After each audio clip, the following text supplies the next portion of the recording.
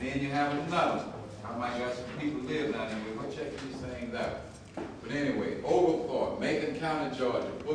Facility located 5 miles from Montezuma. Facility approximately 10 acres, being on 30 acres, capacity 15,000. Activity, no staff and no prisoners yet. But it's built, it's ready. This one right here, Unadilla, Dooley County, Georgia. This size facility, approximately 10 acres on 35 to 40 acres. That's how big the prison is, 20 acres. Capacity, 15,000 plus prisoners. Manned and staffed and don't have any prisoners. They get paid for just waiting. And this last one here, okay, this one here, Morgan, Calhoun County, Georgia, I-75, exit 32, size of 10 acres on 30 to 40, and this one holds 15,000 plus prisoners, fully manned and staffed. No prisoners. Accessibility, highway and railroad. So you can see them when they, you know these cars that they used to haul, not they used to haul, but they haul cars on now. The sides used to be open. Well, now they, you know, they closed them off and said people was breaking into them. Nobody was breaking into them. Those very cars will be used to transport people to these damn places. So this is what's coming up.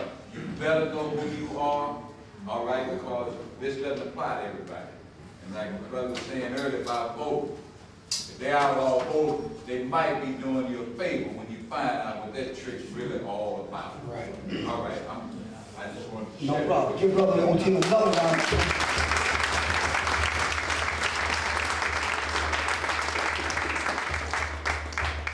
You see why it's so vitally necessary that we establish this lecture series? Because we have to disseminate the information. Where else are you going to get that? Don't tell me you're going to turn on the Discovery Channel and get that, or the History Channel. Where else are you going to get that? Don't tell me BET and MTV.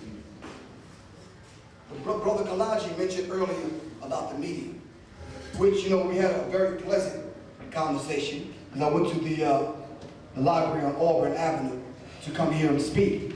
And I asked him would he come speak on the media.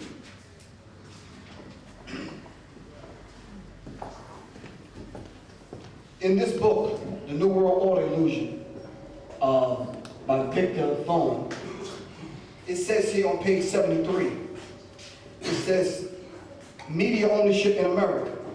It says, at this moment in time, a total number of 15 corporations and families virtually own the entire mass media in this country. That means everything from TV, newspapers, books, book publishing, radio, the internet, film, music.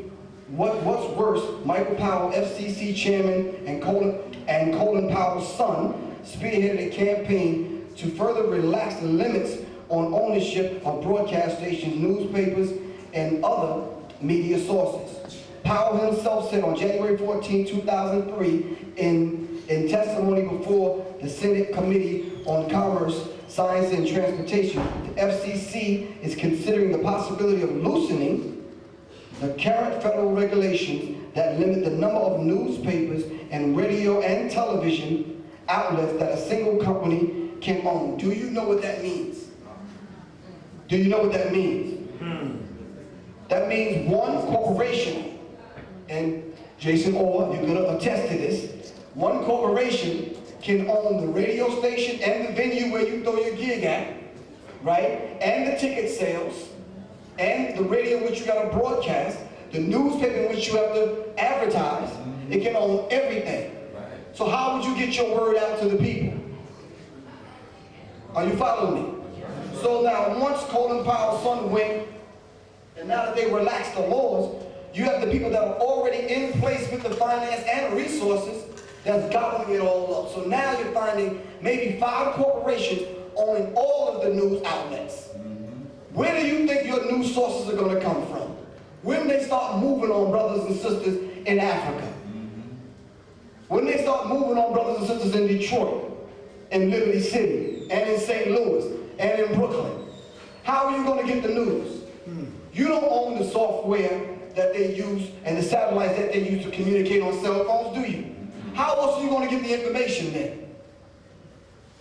why meetings like this are so vitally important. We have to come here to get the information, to disseminate the information out to our family, friends, and our comrades, right or wrong. Now, back to your man, Flav. There's a book, Toms, Coons, Mulattoes, Mammies, and Bucks. I think some of you know where I'm going with this. It's an interpretive history of blacks in American film. Donald Bible, I believe his name is. On page 7, the coon. Although Tom was supposed to be the elf. Hold on one second. I don't know if y'all know any Uncle Toms. I don't even know if you know a fundamental working definition of what an Uncle Tom is. But these people operate among us every single day, and we need to point them out. Elijah Muhammad called them the 10%, the rich slave makers of the poor, who don't believe in the true teaching and teach the people lies to believe in a spoke mystery God. But we need to pull the cover off of them. If I said to you, can you name me 3 Uncle Toms that are very high profile Uncle Toms, can you? Yeah. Can you name one? Jesse Jackson. Will Smith. I named some names I wasn't even aware. But let's understand something on a very scientific level, all right? What makes them Uncle Toms? And then what is the difference between an Uncle Tom and a coon? Okay, what's a coon? Come on, talk to me now. The person acted someone away from the barracoons. The barracoons were the slave quarters, slave dungeons that was in Spanish they call them barracoons. Right. And it was corrupted to the name coons. From barracoons to coons, and that was anybody black associated with slavery was referred to as one from a barracoon or a coon. So now, what the Uncle Tom and the coon were doing a slavery plantation, mind you, they didn't go to Africa to get the slaves. Can we stop using that kind of language? They went to Africa to get Africans, gods and goddesses. They brought you through the Caribbean islands and turned you into a nigger, a coon, shine, ham bone, porch monkey, bird heads, niggas. Are you following me? So that, as Minister Farrakhan teaches, that 64 hidden history, those 64 years that they can't account for between 1619 and the year 1555 is when they made you a slave. Read the story of Willie Lynch. Are you following me? Read the history of the black man coming from Africa to America and taken through the Virgin Islands and made slaves, then brought up into America. All right? You need to get this book. We're kind of pressed for time. And I want to definitely take some questions and answers, but let's get to the meat of this, all right? Just get the book and read about what Uncle Tom, Mammy, Coons, Bucks, Mulattoes are. All right, let's move to the meat of this. I'm sure you've heard of COINTELPRO, the counterintelligence program by J. Edgar Hoover. This is still going on today. I'm not going to mince any words, but we're going to skip the gymnastics. This is going on today, and this is now what you call the Patriot Act 1 and 2. So when J. Edgar Hoover died, all right, they continued his mission, and his mission is now, when George Bush got into office, and you know he was selected, they hurried up and rushed the Patriot Act through. And all of those that didn't read the Patriot Act, and don't lie because you didn't damn read it, because it's about that thick, all right, you didn't read it. Don't tell me you read it because your ass didn't read it. The representatives didn't read it. They signed it without reading it. Okay. All right? But then they know you didn't read the first one, so they hit you in the back of the head with the second one. And I know you didn't read that one. But we're going to have a lecture, and we're going to bring the Patriot Act right to your doorstep, and you will be shocked. You think those pictures of what he just showed you shocked you? Do you know what's in the Patriot Act? But anyway, it's a continuation of the FBI's secret war on political freedom. All right?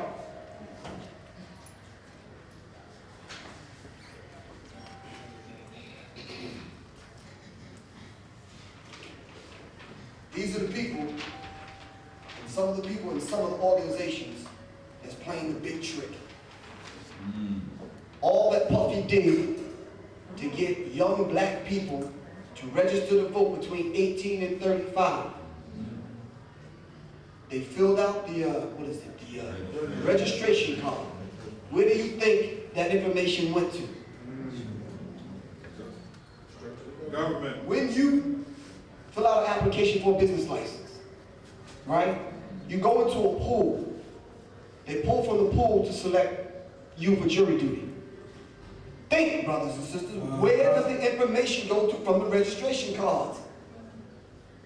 They pull from that pool for selective service. To register you in an army. That you're going to go fight your own people. Why do you think there's so many Latino people and black people in the United States Army going to fight an unjust war in Iraq? Are you following me? For a corporation, and you have no say-so over it.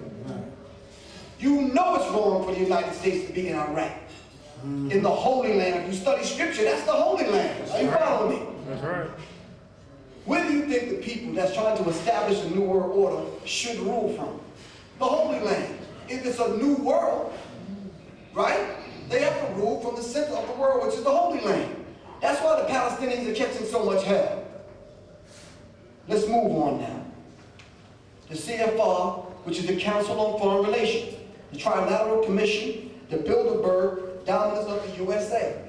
These are the handful of people that select people like George Bush. You do not elect a president. Are you following me? Say that to yourself. I do not elect a president. The Electoral College elects the president. Are you following me? Do you know anyone in the Electoral College? No, you don't. No, you don't. Tell me if you know someone that went to the Electoral College. Who are they? Excuse me? Did you elected by him? Thank you. Ever seen him on the ballot? You never see these people. You don't even know who they are. They're not allowed to tell you who they are.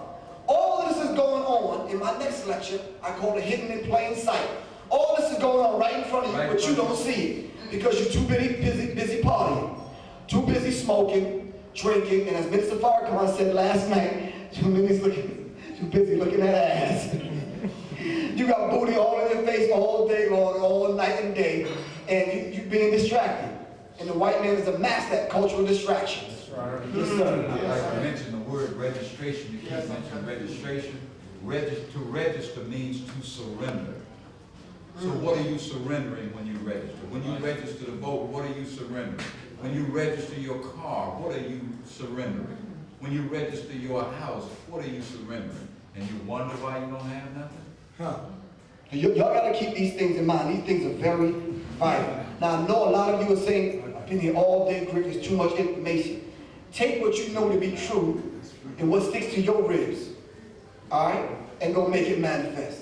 What we're trying to do is just make our word bond, and bond is life. And I give my life before my word shall fail. That's all we're doing, is trying to make our word bond. A few more points and we're going to close out. One last point on the media. Put in your search engine at home, John Swinton. We are intellectual prostitutes. There is John Swinton, the foremost journalist of his day, was asked to toast an independent press at the New York banquet given to his honor by other journalists. Given in his honor by other journalists. His response was clear and forthright. There is no, this is John Swinton. There is no such thing at this stage in world history in America as an independent press. You know it, and I know it. There's not one of you who dare write your honest opinions, and if you did, you know beforehand that it would never appear in print. I am paid weekly for keeping my honest opinions out of the paper, and I'm connected with. Others of you are paid similar salaries for the similar things. And any of you who would be foolish as to write an honest opinion would be out on the streets looking for another damn job. If I allow my honest opinions to appear in one issue of my papers before 24 hours, my occupation would be gone. Are you following me? This is John Swinton now in 1890. He said the business of the journalist is to destroy the truth. I'm going to say that again. All right. The business of the journalist is to destroy the truth. Look up the word media, where you get the word medieval. She wasn't a good person. Hold on now. to lie outright, to prevent, to vilify, to fawn at the feet of mammon, and to sell his country and his race for his daily bread. You know it, and I know it, and what folly is the toasting in an independent press.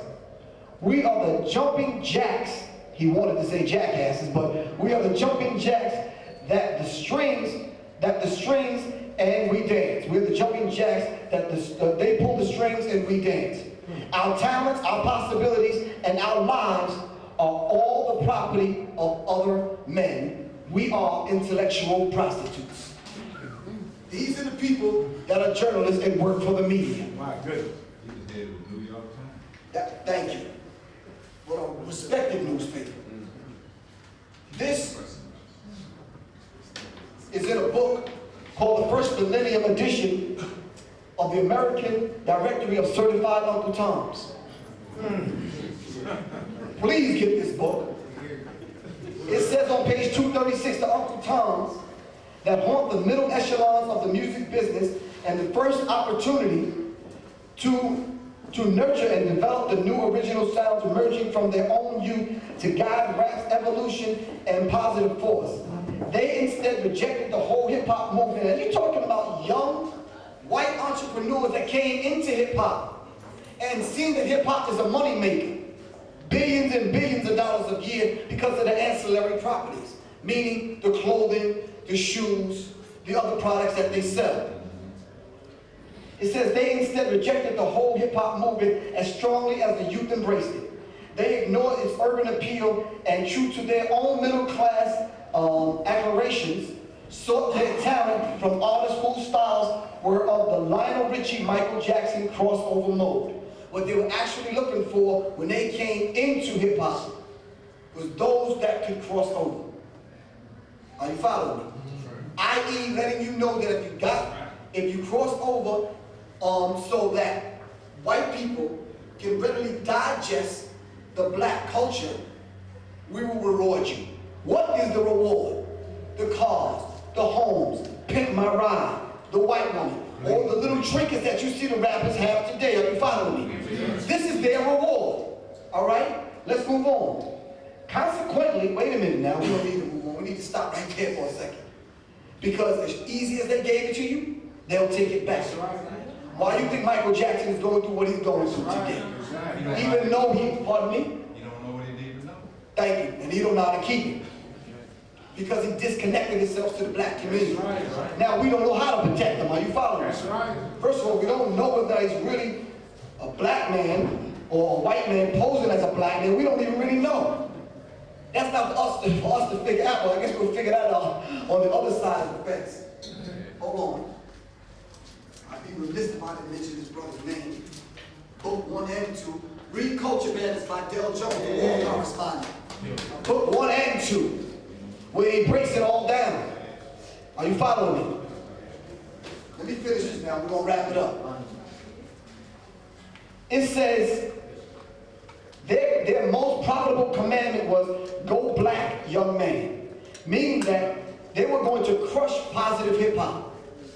They were going to take positive hip-hop and write it off as a fad. And if anyone came through the buffer that they set up to get signed to a major label, if you were talking anything positive, you weren't getting a recording contract. And can you see that? And what did they do to reward all of the gangsters and thugs? Gave them movie deals. That's right. Gave them lucrative contracts. That's right. Now our youth are looking at this and now I want to be a gangster rapper. I want to be a thug. Are you following me? Who was the buffer that you had to go through? The homo thug. The homo thug was set up as the buffer. Now you got to go through the homo thug to get the record contract. What is the homo thug doing at the record company? He's the gatekeeper. Everything has to go through him. They're called A&R departments. Are you following me? Let's move on. Consequently, a new generation of white businessmen moved in. They had heeded the advice of their forebearers in the entertainment business, who had always adhered strictly to their industry's most profitable commandment: go black, young man. With their cash and superior industry position, because they own all the distribution companies. I don't care what you make in your backyard. or in your basement or in your living room, all the distribution companies are owned by white people. All right, and all the drugs we sell and all the dope that we sell to one another, and I don't care how much we on TV, we don't own the distribution company to get our own music out to our own people. We have to go through them. And that's what's happening to this thing they call gospel rap today. That's right. Are you following me? They corrupted that because now, not only do you have to go through the buffer, well, the buffer is sleeping and being pimped by the preacher. Are you following me? This is a side note. It says the hip-hop movement had begun to promote the nefarious niggerization of rap music, and this became the goal of the white entrepreneurs, starting with groups like NWA, who popularized gangster music or gangster rap. Then you have Hoes with Attitudes and all these other rap groups that came from that. All right? Now, mind you, we love these brothers. We're going to try to pull them in. But notice the trend now. What's the trend now? Yo, what's up, pimpin'? Everybody want to be a pimp. You see cats in the street that's dressing like the cats on the video. Let's look at where it came from now. When hip-hop began, there was different kind of groups. LL, Houdini, Big Daddy King, Grandmaster Flash, all the other pioneers. There was different kinds of music. Some was fun, some was not. A lot of it made you dance, some of it made you think with the message. Then Public Enemy came in with the other groups, KRS One, Poor Righteous Teachers, Brand New Beats. Notice how the white entrepreneur got us away from all of that. Where hip-hop was fun, entertaining, educational, now it's nothing, it's all about being thugs, pimps, gangsters, bitches, hoes, whatever you can get your hand on. Are you following me? Who is the architect of all of this, and how are we going to take it back? Good question. Who's the architect in all of this? All right? And how are you going to counteract that? At the same time, I need to say, meanwhile, back at the ranch, these reality shows are popping up everywhere. All right? Look what they're producing. Now, chains and images, the last point I'm going to make, then we're going to open up a question and answer. Chains and images of psychological slavery, Brother Naim Akbar. Page 20, the clown. Another serious handicap which we inherited from slavery is the African American clown. One of the primary forms of remaining in favor with the slave master by the slave was to provide entertainment for the master. Name me one millionaire that's outside of the context of entertaining white people. Come on. Excuse me, what's that over here? She entertaining crackers. What the hell do you think she gave all the cars to? She ain't giving to you. Shit. Name me one black millionaire outside the context of entertaining white people.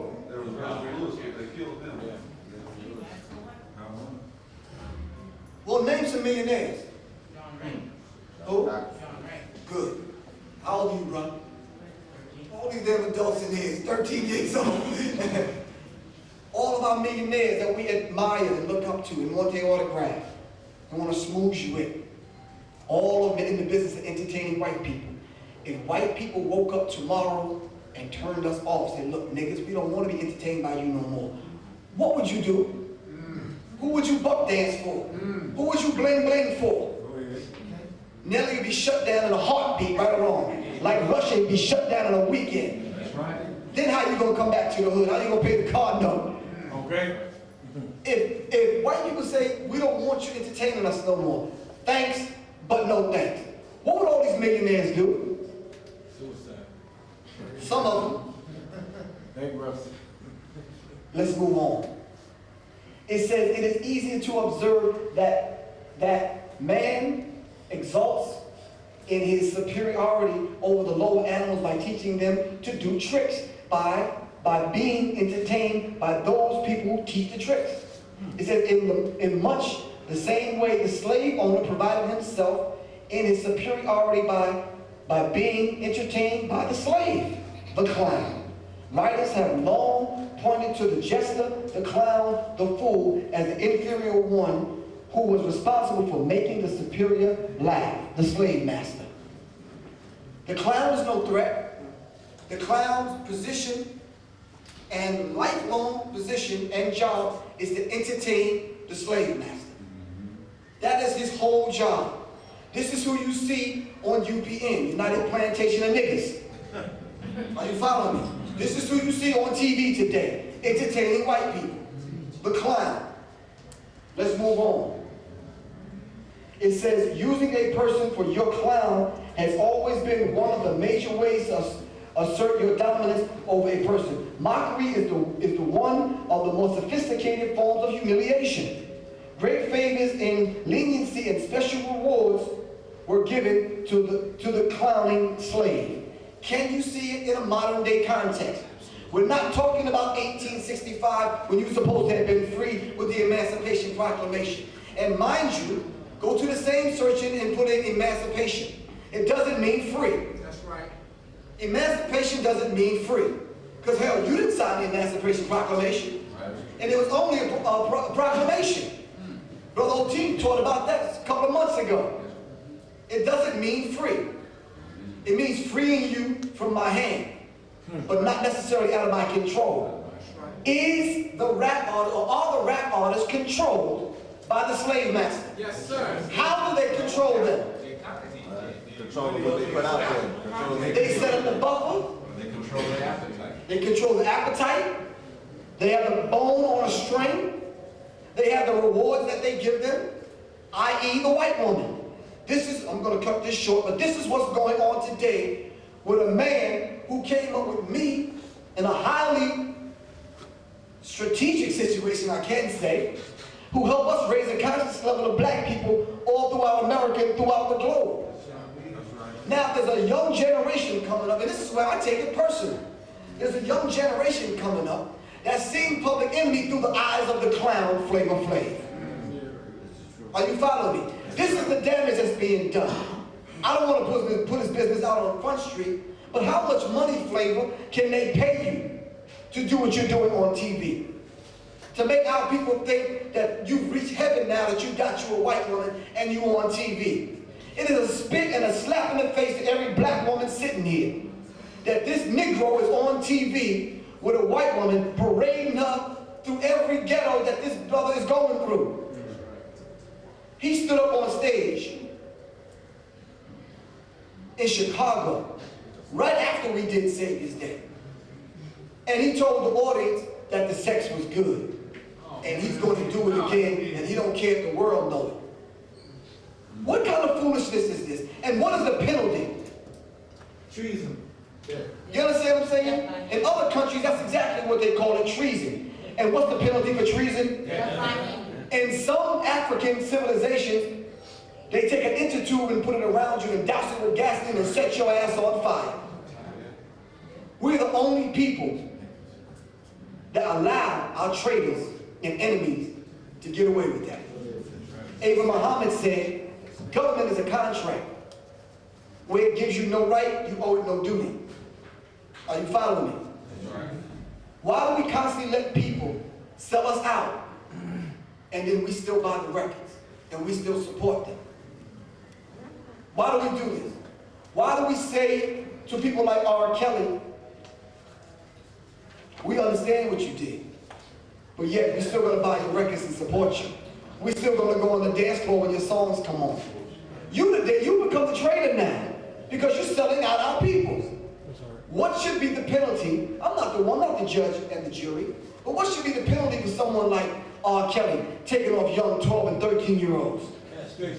See, I'm not leaving that responsibility up to the women, but we applaud the sisters at Spelman for putting Nelly in check. Are you following? And you should applaud them also. And now, what is the duty for us, brothers? What is our duty? And what kind of responsibility should we take on our shoulders to deal with people like Flavor Flav, R. Kelly? Thank you. We at least need to bring them to the table of accountability. Now, the high-profile conscious rappers like Chuck D, KRS One, how come they don't say nothing to the Flavor Flavs and the R. Kellys? This is is what hurts me to my heart, that we never, like Kalanji said, we never see them, so-called leaders, among us. We don't see them at Kroger's, at Soul Veg, at Seven Anders, and, you know, we don't see them in these places, do we? No. They don't come speak to us. This is the lecture series where we're going to call them to the table of accountability. And if they don't come, we're going to take an army, brother, and we're going to go talk to them. I don't give a fuck who they are.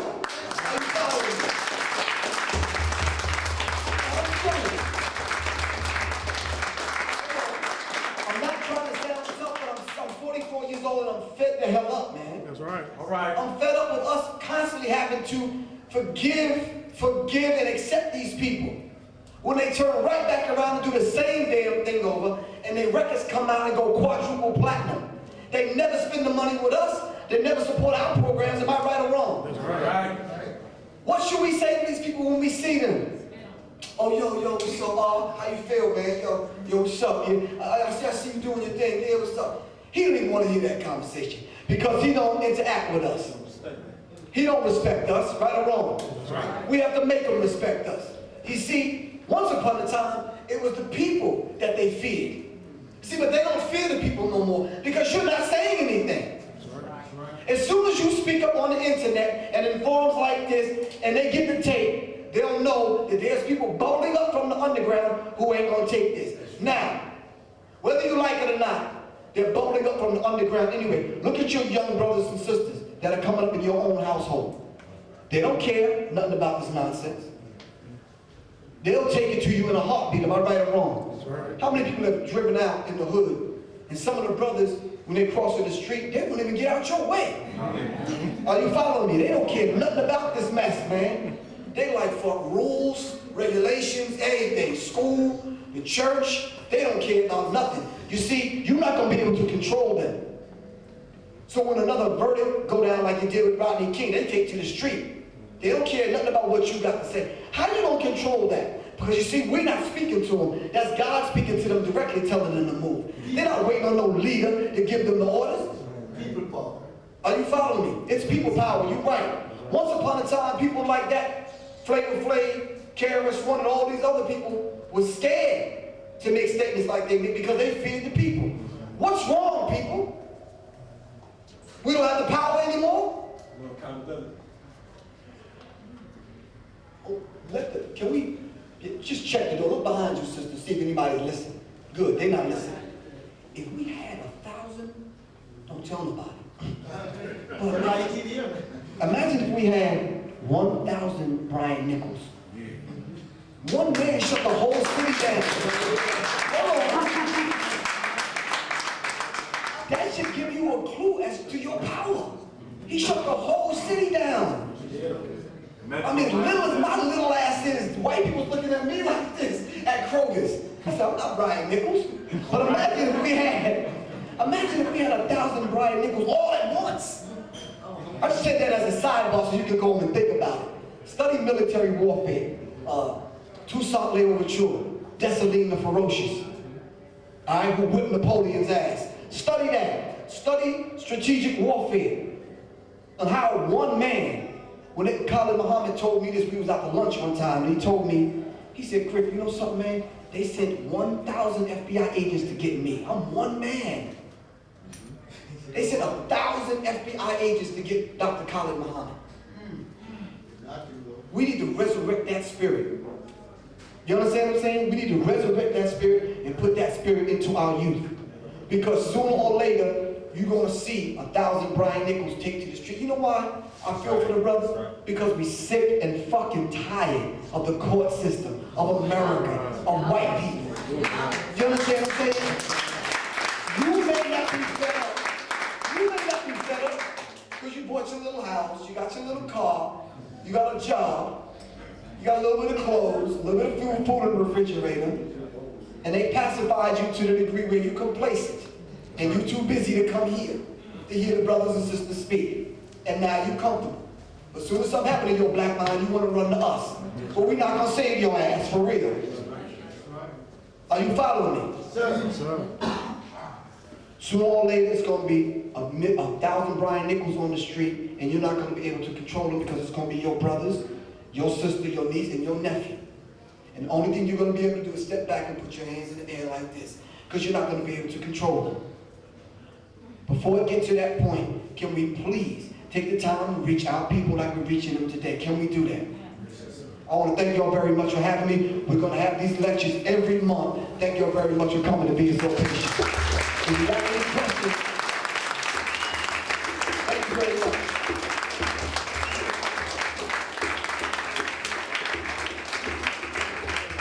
Brothers and sisters, we're trying to prevent stuff like this from happening. Hip-hop behind bars. All these brothers are incarcerated from 10 to 15 to 25 years to life. Are you following me? Brothers that was well known, Steady B, I knew him personally.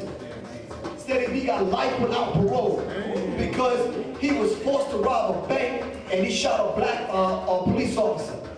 Now he has 25, I can call the roll, Mystical for rape. Chi Ali, C Murder, Shine, JD from the Lynch Mob. I know these people personally. Are you following me? This should never ever happen again. These are our brothers. Some of you read the article, there's some women in here that went to prison that was rappers. This should never ever happen again. Tell people about Deborah's new house forum that she has. Tell people about the lecture series we're having here. We want to thank Brother Pierre for getting it on film. We need to film this so we can leave the legacy for our children. Anybody have any questions? Kalanji, I need you to step up. Brother Otim, I need you to step up. Brother Larry, you can step up.